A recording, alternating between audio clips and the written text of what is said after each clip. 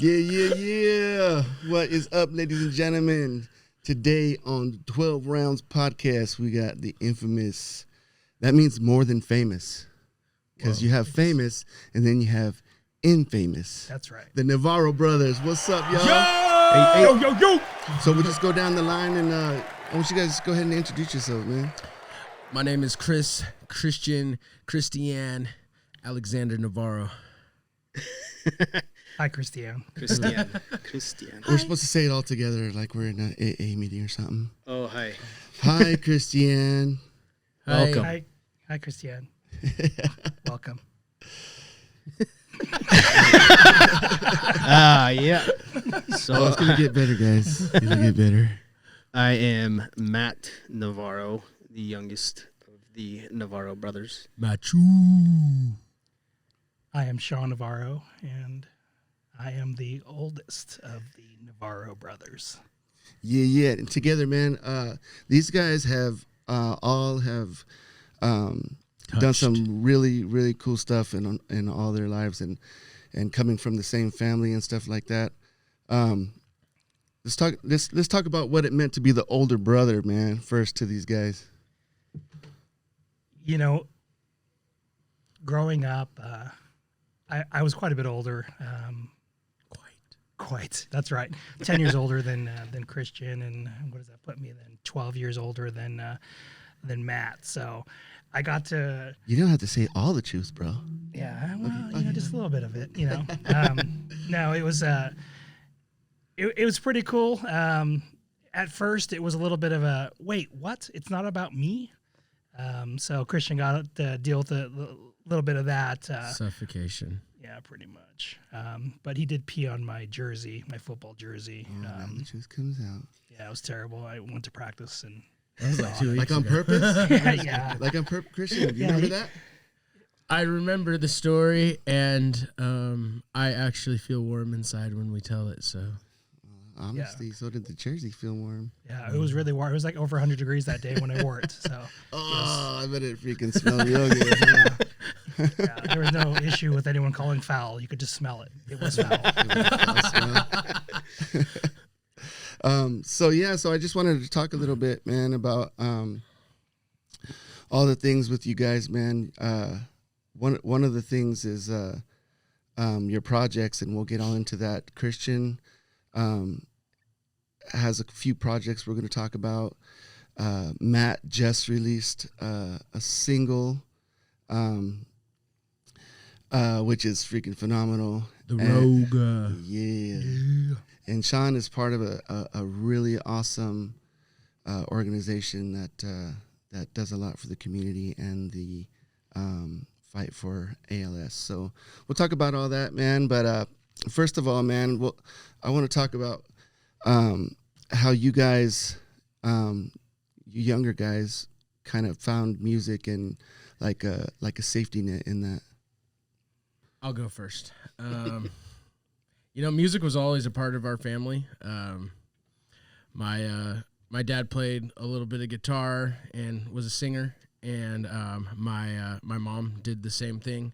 Kind of came up growing in church or singing in church, and so as a real young kid, we were a big Jackson 5 family, and everybody sang, right? Everybody has. Everyone except Shaun was the rapper. I identify with that, dude. Shaun was because I wanted to sing, but God was like, "No, why don't you go ahead and rap?" Because well, he wasn't really a rapper, but he was also a big fan of music. You know what I'm saying? So he always supported us in that way. And then, but yeah, my younger sister, at least our youngest sibling, sing. There are questions that my older sister could be related to some of the Jackson 5. But she only sings in the shower and rarely around us. So. That's how Tevin Campbell got discovered. You know that, right? I think it was like Quincy Jones or somebody was like. She resembles Tevin Campbell. Nice. Can we talk? For a minute. Wait, so Quincy Jones was in the shower with Tevin Campbell? Yeah. That's how he found Tevin Campbell in the shower. And then he just started with the whole. And he was singing. World He's just like, goes "Hey, so around since and we're right around." here, why don't you sing for me?" Which is crazy because I'm actually longtime friends also with Shaun, and Shaun is responsible for me meeting Christian. So Shaun was the one was like, hey man, you got to hear my brother. You got to hear my brother and hear him sing. And I think we were over at a birthday party or something, and you called him and he came right over. And ever since then, it was like, yeah, I'd been talking about it for a while and called him up, and he pretty much showed up like a few minutes later, I swear. Yeah. Right. And then all of a I was sudden, waiting around the corner watching. Shaun said he's going to do it. He said he's going to do it. And then, he showed up and then just started belting it out there. He said, let me see it. And he just started going. And you're like, damn, he wasn't lying. you put it nice. Good shrimp fried rice. All right. Sorry, I didn't mean to interrupt you. So you guys all sing in church? Yeah, all sang in church, and then everyone kind of went their own ways, Matt went his own direction, picked up guitar, and we've all got our different styles or whatever. And my little sister, she came up singing in church as well, and still, but every once in a while we hear her belting out some new record that she's working on, but she doesn't like record or anything, but it's definitely a passion of hers as well. So yeah, pretty musical family. What about you, Matt? Is that how you remember it? Yeah, we're brothers. Yeah, I mean, I guess growing up around music, our grandparents, I mean, our mom's side of the family, very musical as well. They kind of had this Brady Bunch kind of thing growing up. Everybody had It wasn't kind of. in a literal sense, the real life Brady version. Bunch. There was banjos, there was guitars, stand-up basses, hootenannies. I don't know if you ever The heard Ginger of it. I Bunch. never heard of a hootenanny. Hootenanny. I thought that was a dance. Gut bucket. They had the gut bucket. That was always Yeah, you know what a gut bucket is, classic. MAGZ? Only in the nighttime. A gut bucket's like a big bucket, like a steel bucket with a rope on it. How does it work? It goes down the middle. Yeah, it's got a rod and one string bass essentially Oh, made out dang. of a wash tub Like- and a rod. So how do you change the pitch of it? You don't? Just You move your hand slide up and up. down and tighten it. And Oh, nice. Wait, what are we talking about? the gut bucket. the gut bucket. I was like, whoa, The this thing is- that this MAG is does not- at night. I don't think this is for kids. Are we already advertising the OnlyFans? Yeah, I guess we're going into that right away. So Meat Christian, I slap. just said, We just went from 3 to 4, just saying. that's cool, man. So growing up, were you guys always like super tight or like, because I know just recently you guys had to come together a little bit more than probably ever with just the recent loss of your guys' mom. I mean, definitely ebbs and flows, I suppose. I mean, we all kind of had to put a lot of things on hold during that time to address the situation. Afterwards, I mean, this is kind of what we lost our dad when we were younger too, so I feel like We're the family professional freaking tragedy parent navigators, I guess. And that's the reason I bring it up is because you guys still have pushed so much through all that, and I know it's not easy, but you guys still push every day, and you guys have made marks in and around people, around you. So, one thing our dad used to say before he passed was that one day that he wasn't going to be there, so that we really needed to focus on our family, and build those relationships. And we all get super busy. We've all got our own lives. Like our dad was a Marine, and taught us to just go for life, and do as much as we possibly could and work really hard. So we've all done that and gone kind of our own ways. But one thing that we do try to do is get together and make that a thing. And if we start slipping, which we all do, we get busy, and months will go by, 6 months will go by, a whole season will go by, and usually somebody comes together and says something, and we get together. We're actually getting together at Shaun's tomorrow night to do that very thing. It's funny that you bring that up about what Dad used to say, because earlier today I was actually just thinking about that. And I remember hearing it a lot, even before Christian and Matthew were born, with my older sibling as well. He would say that, and he kind of said it throughout, right? That he's not always going to be around, right? But then all we're going to have is each other, and just like Christian said, right? We can go periods, some shorter, some longer, where we're not really connecting per se, but we're able to bring it right back. And one thing's for certain, that when it really matters, right? When times get tough, or even when things are going really well, someone's celebrating, right? We make it a point to be there for each other, and there's no halfway about it. We're all in every time, so it's a good thing. Yep. Yeah. That's awesome, man. And you know, going through that myself, like, you know, with my siblings, like we were always tight too, and that's the reason I was asking those questions, because we were always tight. But after the loss of our little brother, it kind of brought us a little bit tighter, you know. And like dealing with those things, man, it's like it could either send you one way or the other, you know. Like some people spiral down, and some people like keep fighting to make their day better, you know, do better or whatever. And like me and my brother, we took it as an opportunity to do better in the name of my brother, and you know, in his honor, you know. And so we used to be part of a rap group, and I've said it on other episodes where you know, it was me and my little brother as the rap group. And then after he passed away, I didn't do music for a while, and then I started again with my older brother, because I felt like I couldn't do it, you know, without my brother with me. So you know, taking that opportunity to keep going and you know, do good in the name of my brother, you know, and honor him that way. And you guys have honored your parents like to the fullest, man.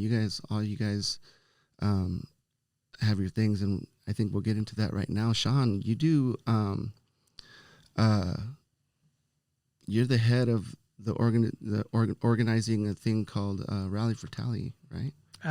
So I participate in that Rally for Tally, but I helped found Tell Scramble, which is an annual event every year that the proceeds benefit the ALS Association. It's in honor of a friend that I lost, Tal Newberry, and R.I.P. And we come together with the local community. You know, a lot of sponsors, a lot of people kind of put forth a lot to benefit the local ALS Association chapter. And I think we just had our fourth event here, and you know, for being something that I really had no experience with ever, I feel like with the help we've had, we've done a lot of good. And I think now with that fourth year, we're over $70,000 we've been able to raise for the local ALS Association, and it's just been awesome. All that money's going to help out locals living with ALS, and to educate and to provide equipment and services. It's just a really big deal, especially during COVID when money wasn't coming in so well for so many different charities, so many different things. I think it was a very welcomed money coming in for the ALS Association. And then, as you mentioned, there's the Rally for Tally, which that money goes towards the MDA Association, and actually Craig heads that one up, Craig Quintero. And let's talk about the difference between the two, though. Sure.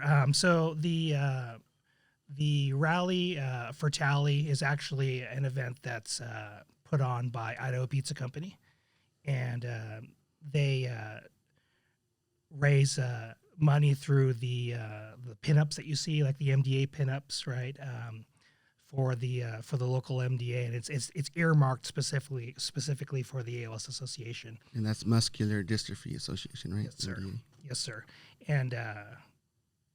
And then they also donate 20% of their sales on a particular day in November, and it just all goes. It's all kind of one of those where it honors Tal as well. He was not only a close friend, but he was also an employee and a manager within Idaho Pizza Company. And then you have the Tal Scramble, which is just a singular event as well during the year, where we do a charity golf scramble. And like I said, we get a lot of people come together. Actually, all three of you guys have helped at the event in one way or another. Excuse me. And it's just been it's been so awesome to see, so much fun to have, and to be able to present that check to the ALS Association has been huge. And I'm very thankful for everyone, for all you guys, and for all of our sponsors each year that really make it successful. Yeah, it's a great time, man. Yeah, so this next year coming up will be the 5th one, right? Yes. And why don't you tell them like about what time of year that goes on? I don't know if you guys have a solid date or whatever. So it'll be mid-September, approximately around the 14th or 15th. I apologize. We haven't locked in the date yet. So we have to give it a little bit of time for the golf course to kind of open up that. So I don't have a hard date on there, but it's generally around that same time of September each year. And we'll be looking here soon to ramp up for it. Actually, I have to create a nonprofit even to have the event. Some laws change and what have you, where the monies that I was bringing in through through a pay app, now that's all getting reported, and even though it's all just being passed through, it's not so kosher when it comes to just trying to show everything. And so talked with the accountant and everything, and talked through it all, and we're good. We'll just show everything passing through. But next year, it's really because the amount of money that we're bringing in for the event that we need to create a nonprofit to kind of go along with that, and just kind of have everything funnel through there instead of my personal. Well, you're going good when the tax man comes. Yeah, that's kind of a good problem to have, if you got to figure that out. Absolutely. Yeah, no, definitely, it is an awesome event as well as a good cause. I've got a chance to play in it and help out, so it's fun in both roles there. Yeah, super fun event, and just the opportunity to honor Tal as well. Tal, if you're listening, he is. He was one of my biggest fans for music. I remember one time the ALS had come so strong on him that he couldn't lift his arms at the end. In order to shake your hand, he would kind of try to swing his arm up to you, and he came all the way downtown to the Reef to come and see me perform. And I remember being on stage and just being so shook, basically, by seeing him out there, and the fact that most people would have just given up already. And one big thing about Tal as well is that he was an avid supporter of sobriety. So his whole life, from the time that he got sober, at least, he'd come and hang out, and like we were talking about, getting together and hanging out with friends and family and making that happen. Didn't matter if people were drinking or whatever. He never made any judgment. He just came and he showed love, and he did that all the way until the end. So, Tal, I know you're listening. This episode's for you, and I'm just super stoked to be a part of the Tal Scramble and where we're moving forward in that. And if there was ever a story of 12 rounds, and we were telling Shaun earlier about, and I don't feel like I could say it enough. Like, I do say it a lot on this podcast, but I feel like I can't say it enough, because 12 rounds is really, like a metaphor or whatever, for life. And like, going the distance in the sport of boxing is going the 12 rounds, and it's the same thing. We put that into a life aspect where, in your rounds, there's times where you might get knocked down or whatever, but you got to get up, and going the distance, going all the way, getting to the end of the 12th round, and either, I always say there's no way to lose if you go the distance, because you gave it your all the whole time. And Tal did. Like, I watched him, like his attitude never changed about life. You know what I mean? And I remember talking to him when he first found out that he had ALS. And I had that same weekend, I had just come out of the hospital. I was diagnosed with congestive heart failure at a young age, and I've been super active my whole life. I played, football, rugby in high school. I boxed my whole life, freaking. And then out of high school, I played men's league football, and then of course I did MMA. So they didn't know what was really going on with me because I was young and I was in pretty good shape still. But I remember I was outside with Tal, and we were at a friend's not wedding, but they did like a vow renewal. Casey and Art, and shout out, yo. Yeah, and he told me about that after I told him about my thing in the hospital, and then I just felt like, man, your stuff just like you dwarfed me, you know what I'm saying? Like my stuff is like small compared to what you just got hit with. And he's like, nah, man. He's like, it's the same life-changing experience. Like yours just is on a different scale. Like it's still affecting you the same way. He goes, all we got to do now, man, is just like figure it out from here and just move forward.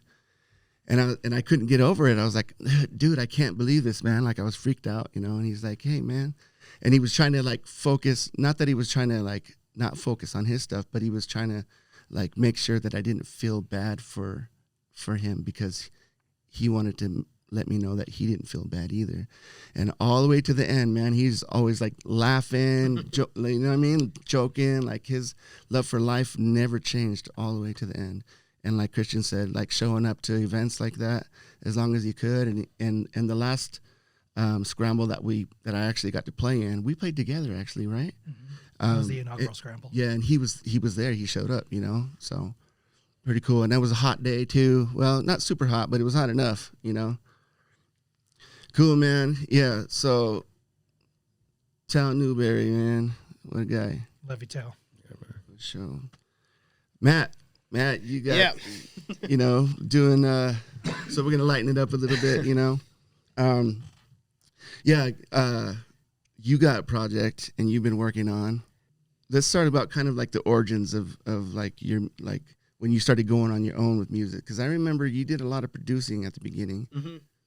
Yeah, so I guess growing up, I mean, Christian and I were very close growing up, and, with the whole getting into music early and things of that nature, I got to see a lot, got to learn a lot, and I've always been kind of a listener. I like to take everything in before I do anything, you know. But I mean, I saw certain directions you could go with music. One of the things I really enjoyed about being on the production end of things is you could always be, involved in any kind of project, really. So that really kind of drew me into it, and then, took some courses and things like that, got a bunch of equipment, learned a bunch of things. Built a studio. Yeah, your GI. Yeah, so I got a bonus when I first got into the Army, and Nice. I was young. I was like 18. I was like, yo, I got all this bonus money. I know what I'm going to do with it. And I spent it all on studio gear, every penny. For the record, I told him to invest that money. And I told him to invest it in studio gear. So I guess you took everybody's advice. Yeah, huh? I did. Yeah, it was an investment, and I don't believe it was a loss. I mean, I don't have a lot of that equipment anymore. It's been many years since then, but I got to learn a lot through that. Pretending to actually write my own music, I've always kind of, wrote things like on the side, and, whether that be a cappella or picking up a guitar. And I remember one you did called A Million Miles of Love or something like that. Yeah, that was like an acoustic piano song. Was that what it's called? I can't remember. It was a while ago. 100 miles and running. 100 miles and running. Forrest Gump. Yeah, I think it was Miles of Love. That was written on a piano. That was years ago. I think I looked that video up. I think it was on YouTube. Oh, that was an amazing song, dude. That was an amazing song. Yeah, that was probably like 2011 or something. That was last year, wasn't it? Yeah, pretty much. Yeah. But yeah, I mean, over the years, I've kind of moved away from things, not pursuing music and things like that. But over the course of the last few years, I've really had a lot of like intense emotions to deal with. One of the ways that I kind of express that is through writing music and kind of taking those emotions and try to put them in an art form more than anything. So it's kind of like a therapeutic kind of thing that I like to do with music. And they say that whenever you're in a mind state like that, whenever you're feeling pain or whatever, is usually like the best time to write, you know. I can't remember who it was. I think it was like John Mayer or something said that he like got himself into relationships just so he could experience the breakups and write good songs. And they now call that a narcissist. Right? That's weird. Yeah, so I just He had a goal in mind. Everyone's like, he did that. Don't quote me. I can't remember if it was John Mayer, but it was one of those Somebody's guys. getting canceled. Yeah. Like nobody wants to be in a relationship with that Me guy. Too movement going on here. Taylor Swift, I understand your pain. Was it Taylor Swift? Can we name drop in here? Yeah. Taylor Swift, John Mayer, Jack Johnson. Oh, no. Yeah. No. That's okay. Oh, you just... Ooh. We're about to get... Yay. Sorry, Matt. Okay.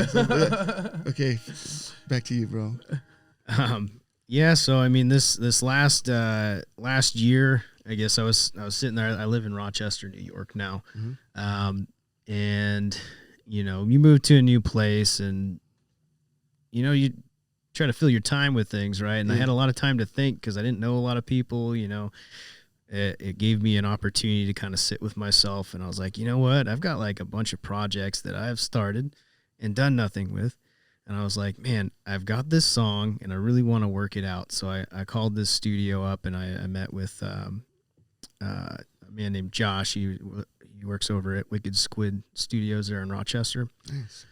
And I kind of told him, pitched me idea. I was like, listen, like this is kind of, you know, shell of what it is. This is what I want it to be. And then honestly, through about, I think we invested about 8 months maybe into the production of this song. Nice. The production is ridiculous, man. It was, yeah. So I mean, this was the first project I've ever done that, you know, we brought in, you know, session players and things where we're like, hey, you know, I'm obviously not, I remember watching your podcast recently. It's like, you can't be good at everything. I'm like, you know what? I'm fine with that. You know, like I need somebody who can, you know, play a sweet lick on a lead, you know, somebody who can play these different instruments. And we got some pretty talented folks that come through there. And, you know, they took the idea and, you know, kind of made it into what it is now. We're putting that all together. Nice. Kind of. So how many instruments are in the song? Let's see. 1, 2, 3, 4. I think there was five main players, I believe. So we have myself playing the acoustic. I actually do have everybody on here. Sorry, I don't have everybody's names memorized at this point.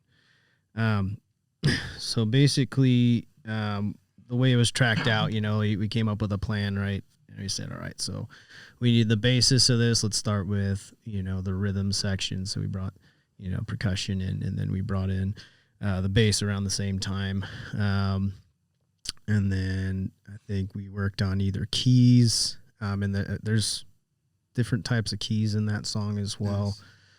Nice. Banjo is in there. I'm not forgetting something. And the style of song is different than you used to do when you were younger, because you used to kind of do more of the R&B type stuff when you were younger. But this record right here is a different style. Yeah. What would you classify the genre?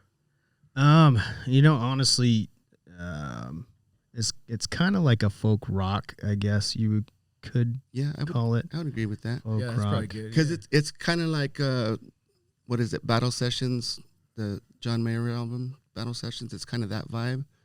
I don't know if you've listened to that album. I don't think I know. Yeah, it's more that style where it's kind of borderlines country, but it's not super quite country. full into it. Yeah. But Sorry, I was thinking about how to shorten up folk rock and came up with fuck. Fuck. Yeah, it's Navarro. It's Navarro Brothers in the house. welcome. So there is I would like to be on the Fox charts, please. Yeah, number one, Number on the Fox charts. But yeah, that's I kind of got drawn into that music. God, it's been probably 10 years since I first started listening to that type of genre. I really enjoy it because many of the artists there, they kind of have that singer-songwriter kind of feel to them. Storytelling. They tell stories. They're not afraid to explore emotions, whether those are like dark emotions, those are happy things. It's I think as men growing up, you're kind of so we're kind of taught, traditionally to kind of stifle those things, suck it up, don't freaking deal with it. But we're talking about how we get through things, right? And really the only way to get through something that's traumatic or, negative in your life is to face it. Yeah, straight up. You know what I mean? I don't know much about that. He literally faced it. Yeah. Not my favorite thing in the world. I don't even want to start because that'll lead us to a whole nother place right now, and then we'll have to get back to Matt, and Matt will be like, anyways, yeah, so go check out my new song.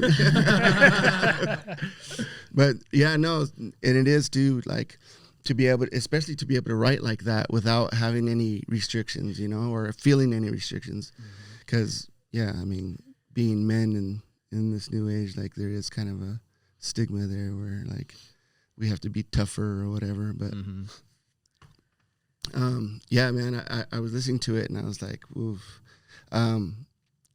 So with after everybody came in and stuff like that, and you guys laid all the instruments down, what was the time frame like after that with the rest of the production? So it really was like kind of we laid down like what did they call it, a Demo? Skeleton track or something. I forget what he referred to right. as. Yeah. But it was like basically just acoustic guitar and scratch vocals, right? Everything was built around those two things, right? So the vocals were already there. There was a verse that I hadn't completed yet, and I kind of, we sat down for a while and tried to get into that feeling again when I originally wrote the song. I guess time frame coming from when we completed, because it kind of came through in different drafts. The last thing that got laid down, I think, was some of the banjo stuff. I was traveling for work a lot, so I was getting kind of updates from Josh, and he was like, hey, man, check this out. And I'd be like, oh, sweet. And then, there was a lot of tweaking, too, like during the mixing and the mastering. So that was like weeks of just like listening to the song over and over again and being like, maybe we could try this or that, and Josh, he just took like exactly what I had in my head, and he was like, you mean like this? That's dope. When you guys could be on that same level. Like that. Yeah, he's so easy to work with. You take that was for one of granted those things, that kind of communication sometimes until you don't have that communication between an artist, and it's like, it can be a serious struggle. Well, so to put you on the spot here, why don't you give people out there a little taste of it, sing a little bit of it for us. Okay. So actually, when I first wrote this, it was just stomping on the ground, right? Yeah. Go ahead, Dom. Stomp. You are broken, I am a daydreamer, and when we get together, the wheels fall off the train like fire upon the water, burn bright. But not forever, we make sure that the rope is just long enough to hang. Oh, yeah. So tell everybody where they can find this song, man. It just dropped today, right? Yes, it did. Yeah. So it's basically on most of the different streaming platforms. If you just look me up, Matt Navarro, the song is called The Rogue. Kind of like the X-Men. But yeah, we'll put up a link too. We'll put up a link on at the end of the show. But go find Matt Navarro and listen to The Rogue, man. I listened to it right away. Like typed you in, and I shared it today. So yeah, very impressed, man. Good job. Yeah, man, beautiful song. Christian, man, let's get into what you got going on these days. Well, you know, I've always got a million fires going on. I've got, obviously I'm working here at the Humble Vision Network, playing some behind the scenes with the 12 Rounds podcast. Yeah. And, you know, recently in my life, I've always kind of been at the forefront of things, you know, as far as like performance and things like that. And I've just been wanting to take a step back and have gotten a lot more enjoyment in just helping other people.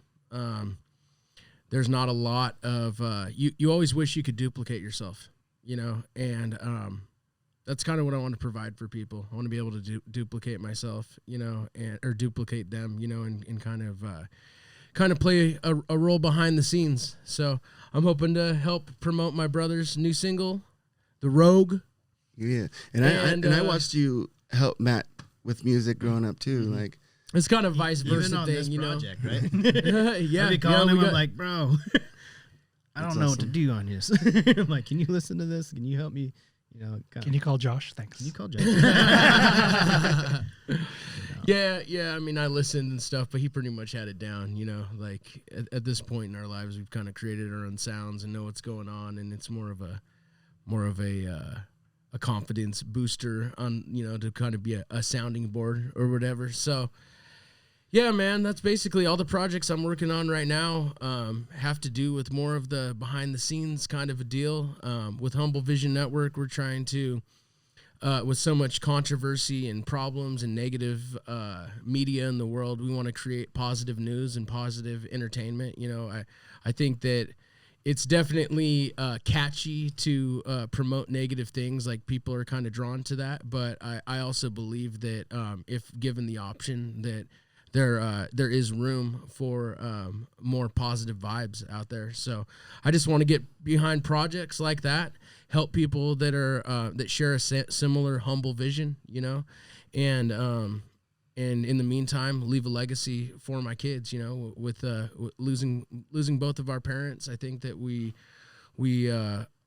all have kind of come to that point in our lives where it's really time to buckle down and think about how, you know, life could be taken from us tomorrow. Like, what are you doing today? Sure. You know, so I'm just trying to put one foot in front of the other. In the meantime, provide for my kids and then get as much done on this earth as I possibly can. So that's where I'm at. So true or not true, Navarro record coming this next year.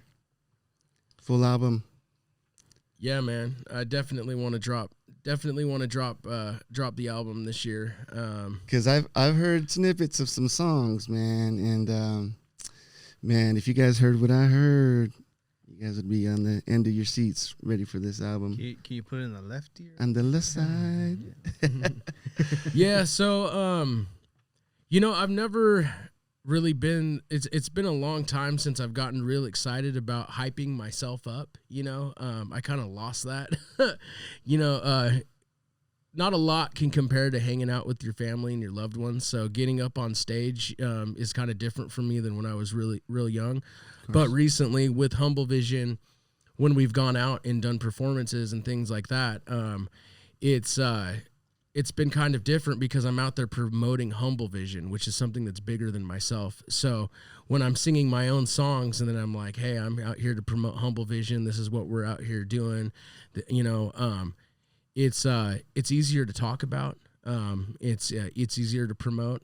So with that said, I think I'm finally coming into that time where it's time to drop some of these records that I've been holding on to from anywhere from a year to 15 years ago. You know, I've got a lot of good songs that I want to put out. But I think they're still going to kind of be running around, like, you know, the backside of what we're doing.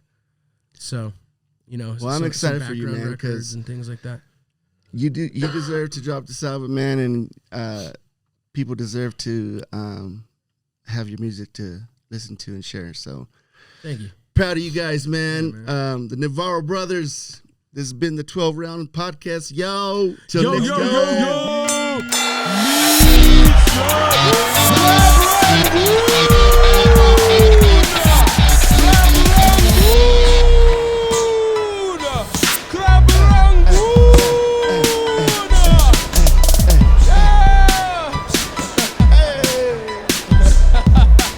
He likes sports.